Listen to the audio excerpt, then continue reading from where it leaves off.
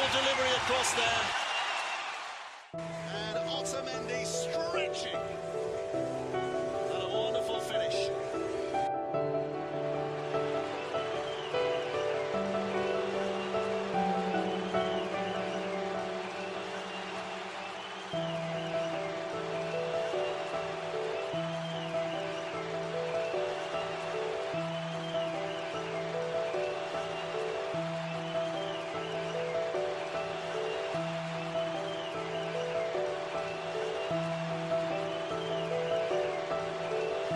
That is what the crowd demanded.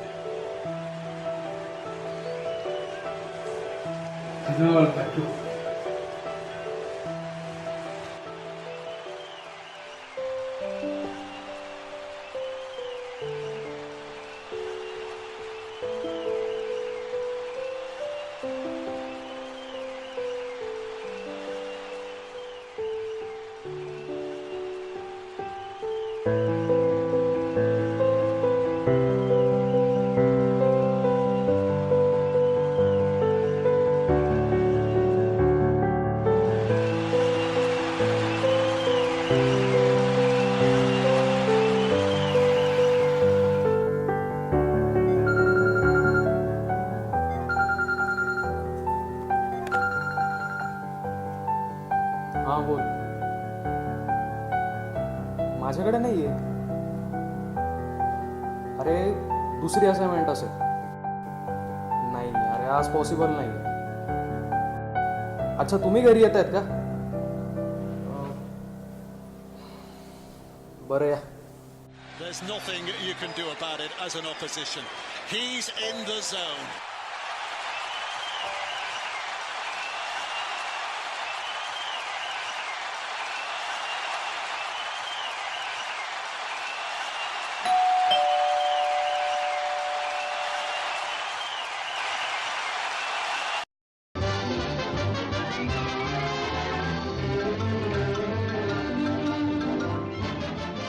काय दिलं केव्हाचा sorry I याला आत घेऊन जा.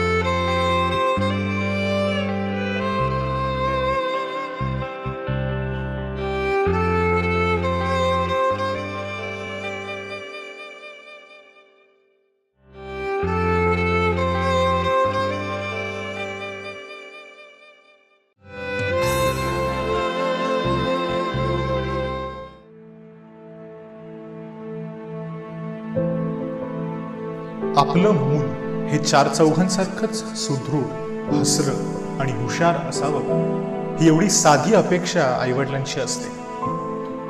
मात्र दुर्दैवानं काही आईवडिलांच्या या अपेक्षा पूर्ण होत नाहीत. कारण आपण सोडून देऊ कारण त्यांची मुलं ही फिजिकली किंवा मेंटली चॅलेंज्ड असतात. या मुलांचं तसं असणं ही वस्तुस्थितीच त्यांच्या पालकांना मुळापासून हादरवते. आपल्या पोराचं काय होणार या उद्याच्या काळजीनं त्यांना त्यांचा आज खायला उठतो. परिणामी या मुलांच्या होणाऱ्या डेव्हलपमेंटला जरा जास्त उशीर लागतो. परंतु आपल्या मुलाच्या बाबतीतली वस्तुस्थिती वेळीच मान्य करून त्याला योग्य त्या डॉक्टर आणि मानसोपचार तज्ज्ञांच्या हाती सोपवल्यास त्याच्या वाट्याला आलेलं परंतु त्याला स्वतःला जराशीही कल्पना नसलेलं दुःख आपण हलकं करू शकतो.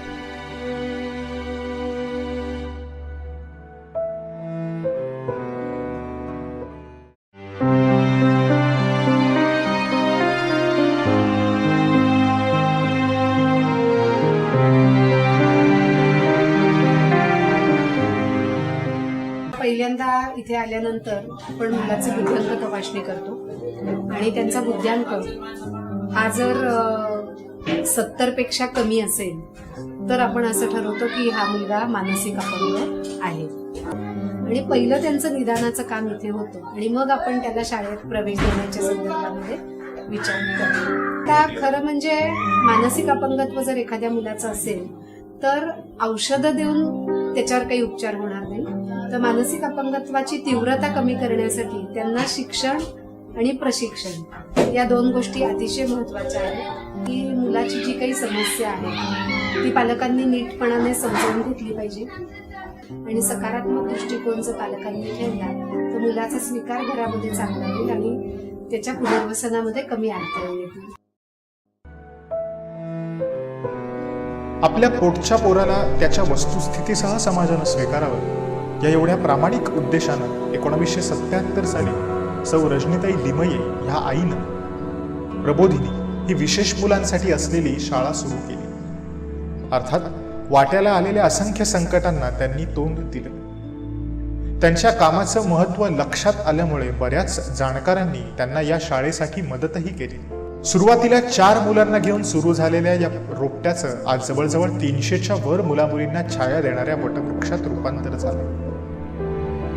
या मुलांच्या शारीरिक आणि मानसिक मर्यादा लक्षात घेऊन त्यांना शिकवलं तर ही मुलं सुद्धा सामान्य मुलांसारखीच उत्तम प्रगती करू शकतात आणि हेच सूत्र इथे राबवलं जातं.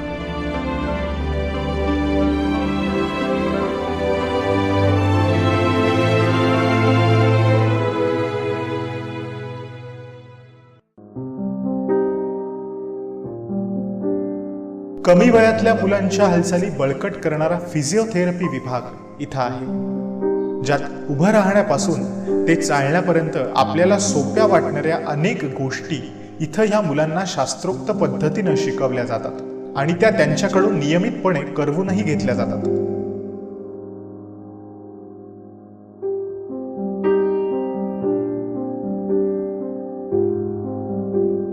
या शाळेत 3 वर्षापासून ते 18 वर्षापर्यंतच्या मुलामुलींना प्रवेश दिला जातो. अर्थात ही शाळा सामान्य मुलांच्या शाळेपेक्षा नक्कीच वेगळी असते. या मुलांना त्यांच्या आकलन क्षमतेनुसार अगदी सोप्या पद्धतीनं शिकवलं जातं. लिहिणं, वाचणं ह्या क्रिया सुद्धा ही मुलं शिकवल्यानंतर अगदी छान करतात.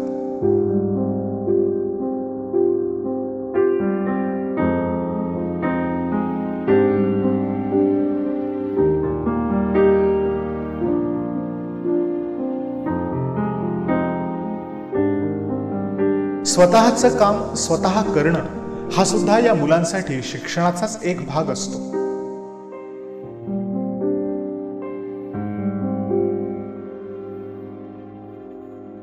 शिक्षकाचं लक्ष प्रत्येक मुलावर असावं म्हणून इथल्या वर्गांची रचनाही वेगळी केलेली असते. इथली काही मुलं ही 4थी तर काही मुलं ही 7वीची परीक्षा देतात आणि चांगल्या गुणांनी पासही होतात. हे त्यांच्या बरोबरच त्यांच्या शिक्षकांचंही यश आहे.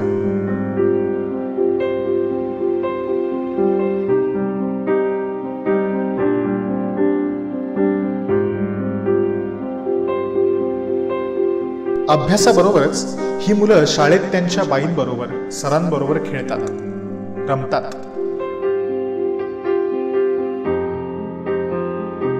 या मुलांच्या हातातलं कौशल्य लक्षात घेऊनच त्यांना कागदी पिशव्या, पणत्या आणि लाकडी फ्रेम्स बनवायला सुद्धा शिकवलं जातं. आणि हे कौशल्याचं कामही ही मुलं फार छान पद्धतीनं करतात.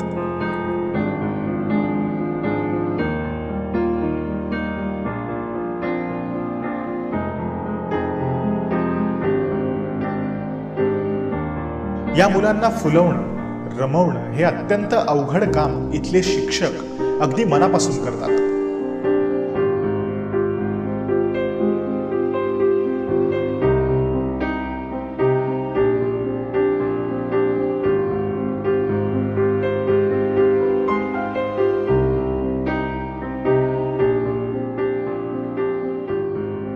या मुलांभोवती असलेलं कुंपण काढून टाकून त्यांना मोकळ्या आकाशात भरारी मारायला त्यांचे शिक्षकच शिकवतात.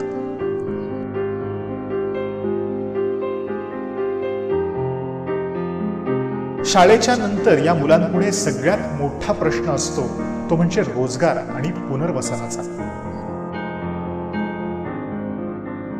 आजच्या या फास्ट डेव्हलपिंग जगामध्ये आपल्या चालीनं चालणाऱ्या या मुलांसाठी हे फारच मोठं पाऊल आहे.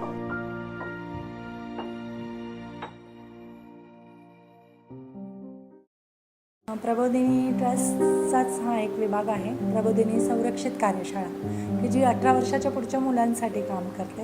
या 18 वर्षाच्या दिव्यांग मुलांना व्यवसाय प्रशिक्षण दिलं जावं आणि त्यांचं पुनर्वसन केलं जावं या उद्देशाने प्रबोधिनी कार्यशाळा सुरू झाली. आणि भविष्यामध्ये आमचा असा मानस आहे की जो आमचा गृहउद्योग विभाग आहे आणि कागदी पिशव्यांचा विभाग आहे, तर त्या विभागामध्ये जास्तीत जास्त प्रोडक्शन या मुलांकडून करून घेता येईल आणि त्या मुलांना जास्तीत जास्त चांगला बेनिफिट्स कसा देता येईल हा आमचा म्हणजे मानस आहे.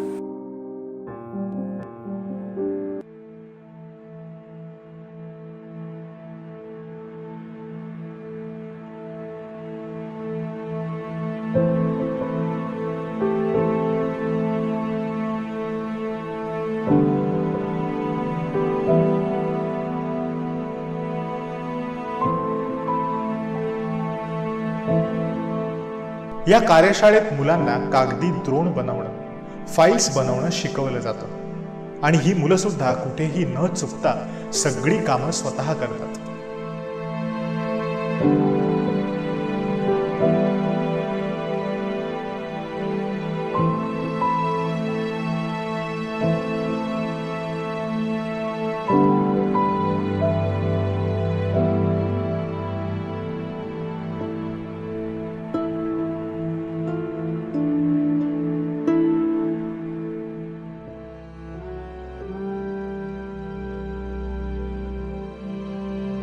या फाईल्सच्या स्क्रीन प्रिंटिंग पासून ते पॅकिंग पर्यंतची सगळी कामं ही मुलंच करतात.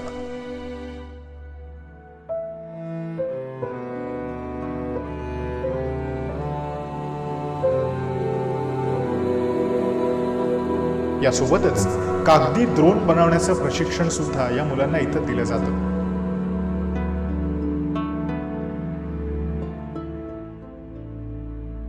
तसंच मुलींसाठी वेगळा गृहोद्योग विभागही इथं आहे, ज्यात या मुलींना बुके तयार करणं, शिवणकाम तसेच पापड बनवणं सुद्धा शिकवलं जातं.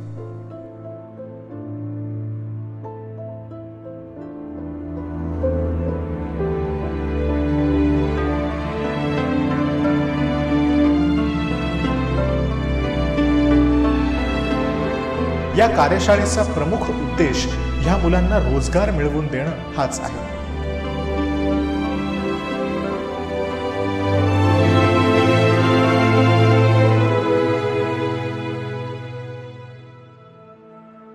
काळाची गरज ओळखून प्रबोधिनीनं स्वतःचं वसतिगृह सुद्धा सुरू केले.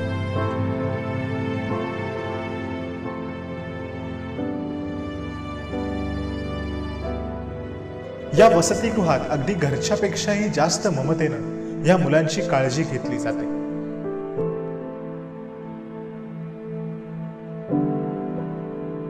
सकाळी उठल्यानंतर व्यायाम, चहा, नाश्ता, औषध, जेवण, शाळा आणि नंतर संध्याकाळी खेळ असं पोषक वेळापत्रक या मुलांचं इथे असतं.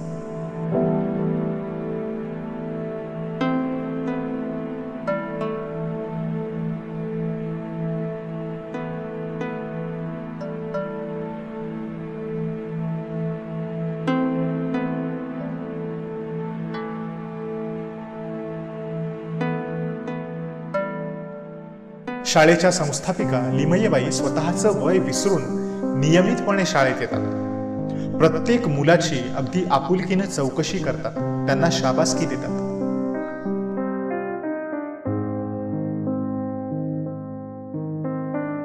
मुलांनी काहीतरी केल्याचा आनंद त्यांच्या चेहऱ्यावरती अगदी स्पष्ट दिसतो.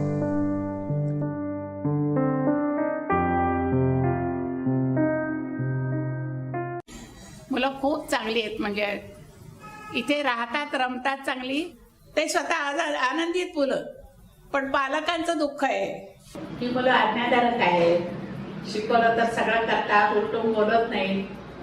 आता ज्यांना बिहेवियर प्रॉब्लेम एखादं मुलं असणार असतं तसं. आणि आज 4 मुलांची 350 मुलं आपल्या या ठिकाणी आहेत आणि एवढ्या पालकांना विसाव्याचं ठिकाण आपली शाळा आहे. या मुलांना सहानुभूती नकोय, गरज आहे ती फक्त बळकट मदतीच्या हातांची.